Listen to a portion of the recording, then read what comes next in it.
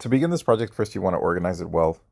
So since you have to do 5 different anime or manga faces, because technically this is not animated, I would like for you to actually write down all of the things that you have to accomplish, just so you are easier able to keep track of it and not miss anything.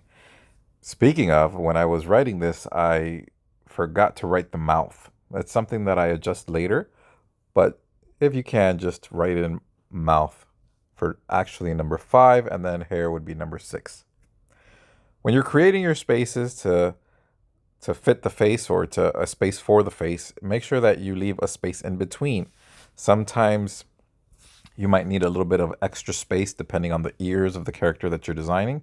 Or if the hair kind of flares out, you're also going to need that extra space. So you can do 3 on the top and 2 on the bottom, or vice versa.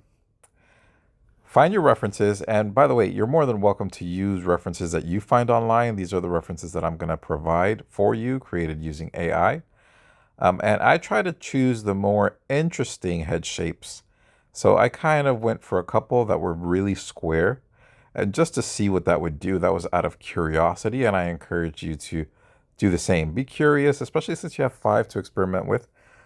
Pick one that you think you're going to like, and then pick a couple that you just think are weird, and run with it, you know? When you are drawing, be very careful not to hold the pencil down while you're making these lines. Make the lines in pieces. I've told you from many lessons ago that this is the way that you should draw, kind of piece by piece, which gives you more control, and draw very lightly so you're able to erase. Make sure you're not scratching the paper by pressing too hard with your pencil.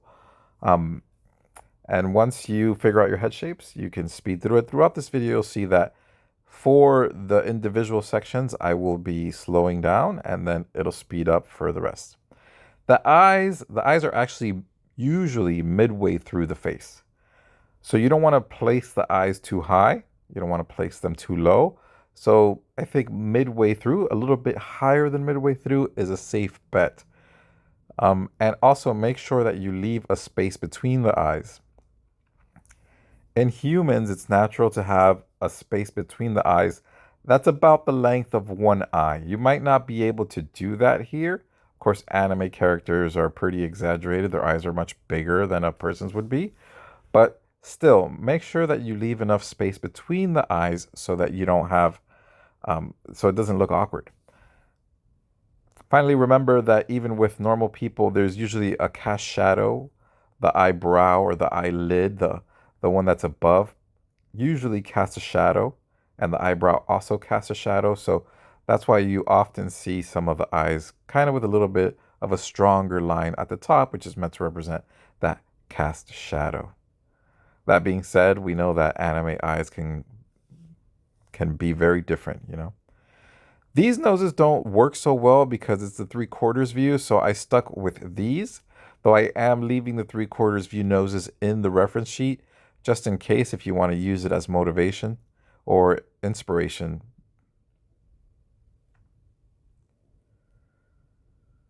Noses are pretty straightforward, so there's not much to it, especially an anime nose.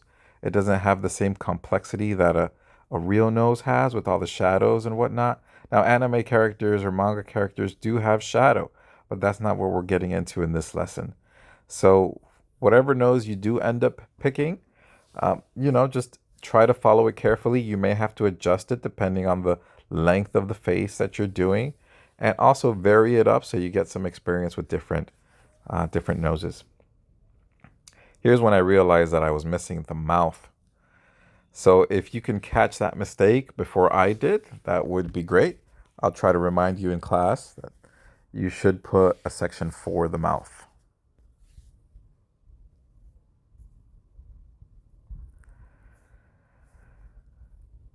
These characters are completely random, by the way. I mean, as I started going, they kind of developed their own personalities, and in my mind, I got an idea of kind of the direction I wanted the character to go in.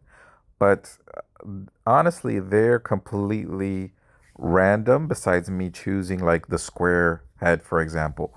I just chose a head, a mouth, and a nose. I did get this idea for this character that I'm working on, that they would be kind of an elf, and you'll see that in a little bit, in a couple of minutes.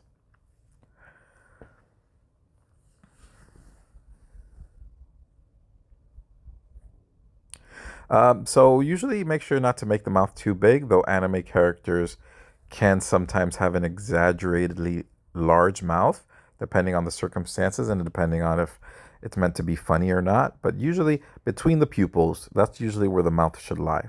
So I gained my inspiration here for this ear from one of the references, but I decided to make it a little bit longer. You're more than welcome to experiment with this type of thing if you want to make things longer, shorter. I encourage experimentation with this project. This is a very fun project for me. We don't often get to do these types of things, and if you are doing it, it's likely near the end of the year.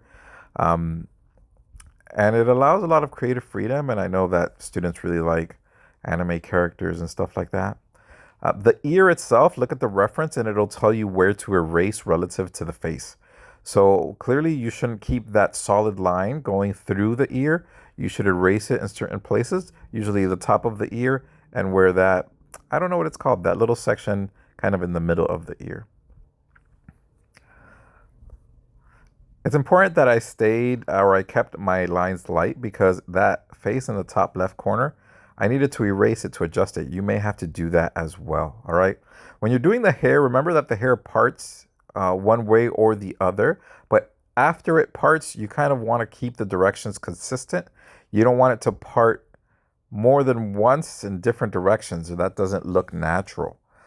It's also important not to have intersecting lines or coinciding lines, meaning to say, if I have a line to represent the side of the face, I don't want my hair to end at that line, like right there, you see? So I had to change that line so it wouldn't be a continuation of the face. That creates a visual illusion that you don't want. So be careful not to do that. And the hair is also a 3/4 view, so I had to modify it a little bit to suit my means, right? My characters are facing forward, so I gained inspiration from the hair that I'm using in the references, but you are going to have to modify stuff at times. And here you can see that the back of the hair kind of flares out, and I thought that gave the character a little bit more, it made it a little bit more interesting.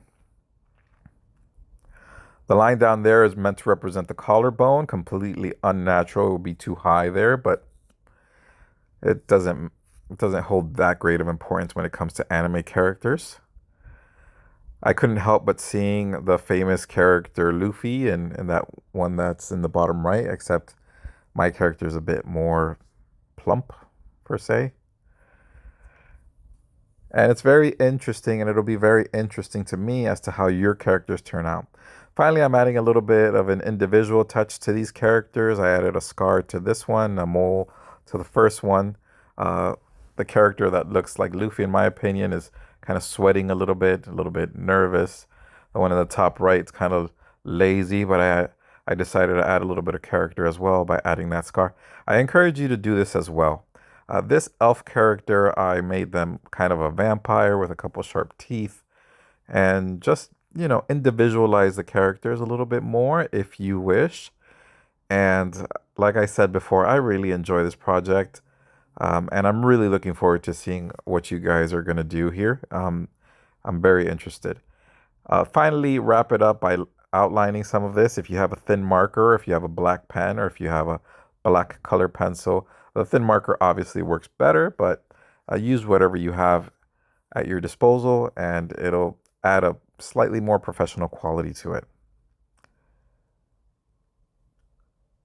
Yeah, I really enjoyed this. I like this type of stuff. If you guys know me, you know that I love manga and anime, and I love creating characters and telling stories. So I would like to do more with these characters, but let's see if the future lessons provide the opportunity to do that. I'm just adding a couple of lines here to represent or be more suggestive with the hair here. Be more suggestive in the sense that there are strands of hair, right? And that's it. I'll leave it a little longer just so you can take a good look at the finished characters. But that's it for me, guys. Guys, if you like this video, remember to like, and subscribe and get sign up for notifications so you can see any future videos. Thank you so much and have a great day. I'll see you in class. Bye.